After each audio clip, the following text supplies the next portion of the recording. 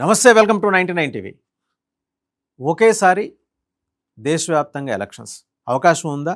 2029కి సార్వత్రిక ఎన్నికలు, అసెంబ్లీ ఎన్నికలు రెండు ఒకేసారి జరిగేట్టుగా మరి ఒక ప్రతిపాదన అయితే కేంద్ర ప్రభుత్వ పరిశీలనలో ఉంది.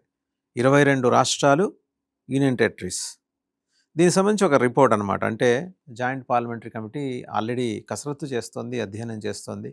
ఎన్ని రాష్ట్రాలు సుముఖంగా ఉన్నాయి? ఎన్డీఏ పాలిత రాష్ట్రాలు అయితే ఇబ్బంది లేదు, వాళ్ళు ఎలాగూ ఒప్పుకుంటారు. ఎన్డీఏ పరిపాలనలో లేని రాష్ట్రాలు అయితే ఖచ్చితంగా మడత పడుతుందేమో అనే ఒక భయం అయితే ఉంటుంది. ఫలితం మడత పడుతుంది. ప్రత్యేకించి మనం కర్ణాటక చూడొచ్చు, తెలంగాణ చూడొచ్చు, హిమాచల్ ప్రదేశ్ చూడొచ్చు, కేరళ కూడా చూడొచ్చు.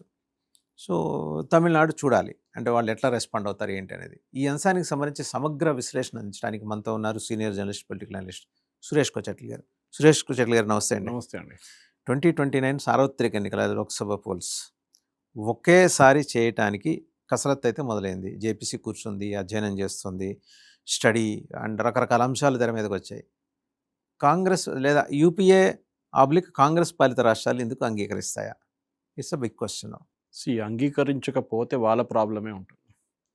First of all, one nation one election అనే కాన్సెప్ట్ కాంగ్రెస్ వాళ్ళు 4 సార్లు నడిపించారు. 4 సార్లు ఫ్రమ్ రిపబ్లిక్ అయిన తర్వాత 1967 దాకా దేశం మొత్తం అన్ని అసెంబ్లీలు, లోక్సభ ఒకటేసారి పోలింగ్ జరిగేది. ఒకటేసారి అంటే మనం అనుకుంటాం ఒకటే రోజు కాదు, ఆ 2 నెలలు ఎట్లనే ఉంటుంది. 1 వీక్ గ్యాప్ ఇచ్చేసి ఉంటుంది ప్రతి స్టేట్లోనే 3 ఉంటుంది, పెద్ద పెద్ద స్టేట్లలో.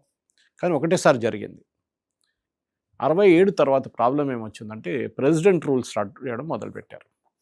అంటే ఒక అసెంబ్లీకి 5 సంవత్సరాలు ఉందనుకోండి, 2.5 సంవత్సరాల తర్వాత గవర్నమెంట్ పడిపోయింది, ప్రెసిడెంట్స్ రూల్ పెట్టేశారు.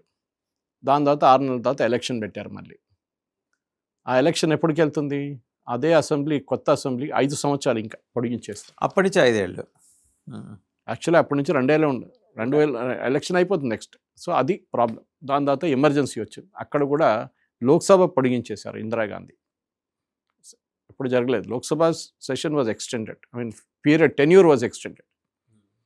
సో అప్పటి నుంచి డిస్కంటిన్యూ అయిపోయింది. దీని గురించి చాలా చర్చలు నడిచినాయి. వాజ్పేయి గారు ఒక కమిటీ పెట్టారు. నరేంద్ర మోదీ గారు ముఖ్యమంత్రిగా ఉన్నప్పుడు, గుజరాత్ ముఖ్యమంత్రి ఉన్నప్పుడు దీని గురించి మాట్లాడుతూ వచ్చారు. ఎందుకు ఇంత ఖర్చులు? ఎప్పుడు చూసినా మోడల్ కోడ్ ఆఫ్ కాండక్ట్, ఏ పని చేయలేకపోతున్నాము, ఏదో మున్సిపల్ ఎలక్షన్లు, పంచాయతీ ఎలక్షన్లు, అసెంబ్లీ ఎలక్షన్లు, లోక్సభ ఎలక్షన్, ఎప్పుడో ఒక ఎలక్షన్ 4 సంవత్సరాలు, 5 సంవత్సరాలు, 4 సంవత్సరాలు ఎలక్షనే ఉంటుంది. దాంట్లో మోడల్ కోడ్ ఆఫ్ కాండక్ట్, ఖర్చులు ఎక్కువ, ఇదంతా ఎందుకు? మనం ఒకటేసారి అన్నీ చేయించుకుంటే అయిపోతుంది కదా.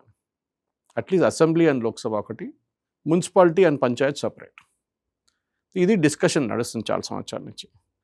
ఈ డబ్బులు ఖర్చు. మన సెకండ్ వన్, మ్యాన్ పవర్. ఎలక్షన్కి వాదేవన్ గారు ఎప్పుడు టీచర్ని వాడేస్తున్నారండి. వాడుకోవటం కాదు, వాడేస్తున్నారు. వాళ్ళని ఫస్ట్ రివిజన్ చేయడానికి పంపిస్తాం. ఇది రోల్ రివిజన్ చేయడానికి ఇంటింటికి వెళ్తారు వాళ్ళు. 1 నెల 2 నెలలు అట్లా వెళ్ళిపోతుంది. స్కూల్కి వెళ్ళరు వాళ్ళు. నెక్స్ట్ ఎలక్షన్ వచ్చినప్పుడు వాళ్ళనే యూస్ చేస్తారు ఎలక్షన్లో. దాంట్లో ఒక వారం పోతుంది ట్రైనింగ్ కానీ, తర్వాత బాక్సులు కలెక్ట్ చేయడం కానీ, ఎలక్షన్ రోజు వెళ్ళి కూర్చొని నెక్స్ట్ డిపాజిట్ చేసి మళ్ళీ తర్వాత కౌంటింగ్కి అక్కడ 3 రోజులు. కౌంటింగ్ సార్, పోలింగ్ వదిలేసారు మీరు. పోలింగ్లో కూర్చోబెడతారు. పోలింగ్లో పోలింగ్ ఉన్నారు, అక్కడ 2-3 రోజులు పోతాయి. దాని తర్వాత ఎలక్షన్, ప్రిసైడింగ్ ఆఫీసర్ కూర్చోబెడతారు బూత్కి. సో మీరు ఆలోచించండి, పిల్లలకి 2 నెలలు చదువు చెప్పడానికి ఎవరు లేరు. సో ఏం చేస్తారు వీళ్ళు? యూజువలీ సమ్మర్ వెకేషన్లో పెడతారు. ఇదంతా నాట్ ద రైట్ వెదర్ ఆ టైంలో. కానీ ఏం చేయలే, స్కూల్ కావాలి కదా, అదొకటి. స్కూల్ ఉంటేనే కదా పోలింగ్ బూత్ పెట్టేది. అది కాకుండా ఎట్లా పెడతారు? సో స్కూల్ మూతపడుతుంది. ఇదన్నీ ప్రాబ్లం సార్ట్అవుట్ చేయడానికి ఒక వన్ నేషన్ వన్ పోల్ అనే కాన్సెప్ట్ని ఒక బిల్గా 2024లో లోక్సభలో ఇంట్రడ్యూస్ చేశారు. ఆల్రెడీ రామ్ మేఘ్వాల్ గారు ఇంట్రడ్యూస్ చేశారు ఇది. దాని తర్వాత ఇమ్మీడియట్లీ దాన్ని ఒక జేపీసీకి పంపించారు. 32-33 మంది ఉన్నాయి జేపీసీ ఒకటి. జేపీసీ ఏం చేశారు? ప్రతి స్టేట్కి తిరిగి మాట్లాడుతూ, అంటే ప్రతి స్టేట్ సజెషన్స్ తీసుకున్నారు. దానికన్నా ముందు ఒక కమిటీ, మీకు తెలిసింది రామ్నాథ్ కోవింద్ కమిటీ ఒకటి ఉంది, ప్రెసిడెంట్, మన ఫార్మర్ ప్రెసిడెంట్, ఎక్స్పర్ట్స్తో సహా వాళ్ళు స్టేట్లు తిరిగారు, చాలా స్టేట్స్లో తిరిగి ఒక రిపోర్ట్ ప్రజెంట్ చేశారు. ఆ రిపోర్ట్ ఆధారంగానే ఈ బిల్ ఒకటి తయారు చేశారు. ఓకే, ఇప్పుడు దీన్ని ముందుకు తీసుకెళ్ళాలంటే జేపీసీ మొత్తం బిల్ చెక్ చేస్తారు. దాంట్లో సజెషన్స్ అందరిని పిలిచారు. అభిషేక్ మను సింఘ్వి, హరీష్ సాల్వే, గీతా గోపీనాథ్, ఐఎంఎఫ్, అందరినీ ఎక్స్పర్ట్స్, మోహన్ దాస్ పై, మన నందన్ నీలకేని, వీళ్ళందరినీ పిలిచి సజెషన్స్ అడిగారు. మీ సజెషన్స్ ఏంటి? 95% మంది yes, it is a good idea. Good idea, but ఎట్లా ఇంప్లిమెంట్ చేస్తారు? ఇప్పుడు ఏమైందంటే, ఎక్సెప్ట్ మన 2-3 రాష్ట్రాలు మినహా ఆంధ్రప్రదేశ్ మనతో ఎలక్షన్ జరుగుతుంది లోక్సభతో. తెలంగాణ ఉండే, కానీ కేసీఆర్ గారు భయపడి 6 నెలలు ప్రీపోన్ చేసుకున్నారు. అంటే ఫస్ట్ అసెంబ్లీ 4.5 సంవత్సరాలు ఫినిష్ అయిపోయింది. 5 సంవత్సరాలు ఉండాల్సిన అసెంబ్లీ. ఆలోచించండి. ఇప్పుడు గవర్నమెంట్ ఏమంటున్నారంటే ఎస్, మనం దీన్ని ఇక్కడ బేసిక్ ఒక మౌలికమైన సందేహం ఉంటుంది. అలా రాష్ట్రాలకు ఆ స్వతంత్రత లిబర్టీ ఉందా ప్రిపోన్ చేసుకోవడానికి? అంటే the rule is very simple. Constitution ప్రకారం the council of ministers recommend చేస్తే అది గవర్నర్ యాక్సెప్ట్ చేయొచ్చు. చేసి తీరాలని ఏం లేదు. తీరాలని లేదు. నెక్స్ట్ ప్రెసిడెంట్, రేపు మోదీ గవర్నమెంట్ మే దాకా ఎలక్షన్ ఎందుకు పెట్టుకోవాలి, మనం డిసెంబర్లోనే ఎలక్షన్ పెట్టుకుందాం అంటే అది కూడా 4.5 సంవత్సరాలు తగ్గిపోతుంది. పెట్టుకుంటే the same thing will happen there also అనమాట. ఈ పరిస్థితుల్లోనే మనం చూడాల్సింది వాసుదేవన్ గారు, ఎందుకంటే give you some time lines. Okay, ఈ టైమ్ లైన్స్ చాలా ఇంపార్టెంట్ ఉంటుంది. ఎట్లాంటి టైమ్ లైన్స్లో ఏమేమి చేయాలని చెప్పేసి. ఫర్ ఎగ్జాంపుల్, ఇప్పుడు ఎలక్షన్ మనం పెడితే 2029లో చేయాలన్నా 2034లో చేయాలన్నా ఒక డౌట్ ఉంటుంది. ఏ డేట్లో ఎలక్షన్ చేయాలి, ఇప్పుడు నడిపించాలి ఈ 1 నేషన్ 1 పోల్. మన దేశంలో ఈ 1 నేషన్ 1 పోల్ నడిపించడానికి ఒకటి, అన్ని రాష్ట్రాలు అంగీకరించాలి. ఒకటి, అట్లీస్ట్ వాళ్ళ అసెంబ్లీ డిసాల్వ్ చేయాల్సి వస్తుంది టైంకి. డిఫరెంట్ ఎలక్షన్ డిఫరెంట్ టైంలో జరుగుతుంది. ఇప్పుడు కేరళ అసెంబ్లీ మొన్ననే జరిగింది ఎలక్షన్. ఓకే, తమిళనాడు అదే రోజు జరిగింది. వెస్ట్ బెంగాల్ మనం చూసాం. దానికన్నా ముందు బీహార్ జరిగింది. దానికన్నా ముందు రాజస్థాన్, మధ్యప్రదేశ్, ఛత్తీస్గఢ్, హర్యానా. ఓకే, ఇప్పుడు ఉత్తరప్రదేశ్ జరగబోతుంది గుజరాత్తో సహా. అన్నీ ఇక్కడ 2 సంవత్సరాలు, అక్కడ 2 సంవత్సరాలు, ఇక్కడ అక్కడ ముందుకు వెనక అందరూ ఉన్నారు. ఇప్పుడు గవర్నమెంట్ ఏం ప్రపోజ్ చేస్తున్నారంటే ఒక పొలిటికల్ డిసిషన్ ఒకటి. మోదీ గవర్నమెంట్ ఏమంటున్నారంటే మీరు ఇది అంగీకరించకపోతే, ఎందుకంటే దీని కాన్స్టిట్యూషనల్ అమెండ్మెంట్ ఇది 2/3 మెజారిటీ కావాలి అండ్ కాంగ్రెస్ అడ్డుకుంటున్నారు. వాళ్ళకి చాలా క్లియర్ రీజన్ ఎందుకు అడ్డుకుంటారు. 2/3 మెజారిటీకి వీళ్ళు ఎంత దూరంలో ఉన్నారు? దూరంలో ఉన్నారు, బాగా దూరంలో ఉన్నారు. కానీ వీళ్ళు అబ్సెంట్ చేసేస్తే ప్రాబ్లం లేదు. మెంబర్స్ ప్రెజెంట్ అండ్ ఓటింగ్ ఉంటుంది. 50% మెంబర్స్ ఉండాలి. అంటే 500 మన 1971లో మన డీలిమిటేషన్ అప్పుడు జరిగినప్పుడు 550 సీట్లు లోక్సభకి కేటాయించారు. 550 క్రాస్ చేయకూడదు, 550 కన్నా తక్కువ ఉండాలి. సో 543 దగ్గర తీసుకొచ్చి ఆపేశారు. ఇప్పుడు 541 ఉంది. 2 ఐ థింక్ నామినేటెడ్ పోస్ట్ లేదనుకుంటాను ఇప్పుడు ఆంగ్లో ఇండియన్ కమ్యూనిటీది. ఇప్పుడు జరిగేది ఏంటంటే వాసుదేవన్ గారు, మోదీ గవర్నమెంట్ అది లోక్సభలు తీసుకొస్తారు, లేదు మేము అంగీకరించాము దీన్ని. Okay okay, that's fine, no problem. మీరు అంగీకరించకండి, ఇది ఎట్లా నడుస్తుంది. మేము పని చేద్దాం. మేము ఉన్న రాష్ట్రాల్లో 22 రాష్ట్రాలు మా దగ్గర ఉంది అండ్ మా జాయింట్ అలయన్స్ పార్ట్నర్స్ ఉన్నవారు, చంద్రబాబు నాయుడు లాంటి వాళ్ళు. ఓకే, అట్లాంటి పాండిచ్చేరిలో కొన్ని స్టేట్స్లో వీళ్ళు అలయన్స్లో ఉన్నారు.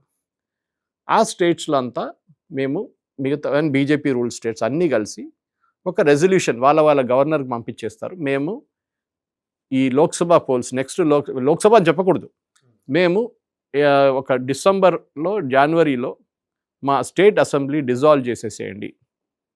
అరే మొన్ననే జరిగింది కదా ఎలక్షన్ అంటాడు యూపీ అని.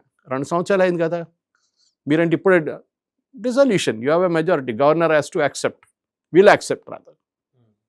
యాక్సెప్ట్ చేసిన తర్వాత ఏమవుతుంది, దీనికి ఎలక్షన్ నడిపించాలి వితిన్ 6 months. సో డిసెంబర్లో చెప్తే డెఫినెట్గా మేలో ఎలక్షన్ పెట్టేస్తారు, లోక్సభతో సహా పెట్టేస్తారు. సో లోక్సభతో 22 రాష్ట్రాలు, యూనియన్ టెరిటరీస్ ఎలక్షన్ జరుగుతుంది. మిగతా తమిళనాడు ఏం డిసైడ్ చేస్తారో తెలియదు, కానీ విజయ్ ఇస్ రియలీ స్మార్ట్, ఆయన వచ్చేస్తాడు. ఎందుకంటే ఆయనకి ఇప్పుడు ఉన్న మెజారిటీ కాంగ్రెస్ వాళ్ళ సపోర్ట్ పెట్టుకొని నిలబడి ఉన్నాడు. ఆయన కర్ర పెట్టుకొని, ఆ కర్ర తీసుకొని పక్కన పడేస్తాడు, ఆయనకే మెజారిటీ ఆన్ ఇట్స్ ఓన్ వచ్చేస్తుంది. వీళ్ళెవరు సపోర్ట్ తీసుకోక్కర్లేదు, సిపిఎం అక్కర్లేదు, నాకు కాంగ్రెస్ అక్కర్లేదు అని పక్కన పడేస్తారు వాళ్ళు. Vijay most probably will go with this. మిగతాది Kerala, Karnataka and of course Telangana, Himachal Pradesh 4 states. I think Himachal is going for polls this time. ఇప్పుడు నెక్స్ట్ ఇయర్ పోల్స్కి వెళ్తున్నారు వాళ్ళు. ఈ 4 స్టేట్లు వాళ్ళు డిసైడ్ చేసుకోవాలి ఏం చేయాలనేది. ఓకే, సో నెక్స్ట్ ఎలక్షన్లో బీజేపీకి మెజారిటీ వచ్చింది అనుకోండి, 300+ వచ్చింది, దాంతోపాటు మిగతా అంత సహ పార్టీలు తీసుకుంటే ఒక 2/3 మెజారిటీ ఉంటే నెక్స్ట్ లోక్సభలో ఇంట్రడ్యూస్ చేసేస్తారు ఈ బిల్లు. అండ్ పాస్ చేయించుకుంటారు. ఎవరు ఆబ్సెంట్ అవ్వాలి ఇప్పుడు ఇక్కడ? అబ్సెంట్ కాంగ్రెస్ వాళ్ళే. వాళ్ళకి అన్ని సీట్లు వస్తే తెలియదు నెక్స్ట్ ఎలక్షన్లో. 100 ఉంటుందా 50 అయిపోతుందా తెలియదు. ఇప్పుడు వెస్ట్ బెంగాల్ లేదు, ఓకే, బీహార్ లేదు, యూపీ పోయింది అనుకోండి, అంతే సంగతి. కాంగ్రెస్కి ఏం రాదు. కాంగ్రెస్ సౌత్ నుంచే వస్తుంది, తెలంగాణ, కర్ణాటక అండ్ కేరళ, అంతే. 2/3 కానీ లేకపోతే 50% కానీ మీరు అనేది 50% అది ప్రెసెంట్ ఓటింగ్. ప్రజెంట్ అంటే ఆ లోక్సభ ఎంటీ చేసుకొని మీరు 10 మంది చూసుకొని ఓటు వేయలేరు. 2/3 మెజారిటీ అని చెప్పలేరు. అది 50% అని ఉండాలంటే 250 మంది అని ఉండాలి. 50 మంది అని ఉండాలి అక్కడ. 250 కాదు, 400 and 500 and నాట్కి హాఫ్, 250 ప్లస్ 257, 260, 272 అని చెప్పొచ్చు. అదే లోక్సభ హాఫ్ మెజారిటీ ఉంది కదా, ఉండాలి అన్నమాట. సో ఇది ఈజీగా అయిపోతుంది. కానీ మెజారిటీ 2/3 రావాలి, అదొకటి ఉంది. అండ్ రాజ్యసభలో కూడా 2/3 ఉండాలి. అక్కడ ఉన్నారు, అక్కడ ప్రాబ్లం లేదు. సో ఇది ఇప్పుడున్న కండిషన్. నా చాలా మటుకు ఈ సీట్స్ అలొకేషన్లో అది మనం సపరేట్ డిబేట్గా రేపు తీసుకుందాం, విచ్ ఈస్ బేసిక్లీ డీలిమిటేషన్. ఇది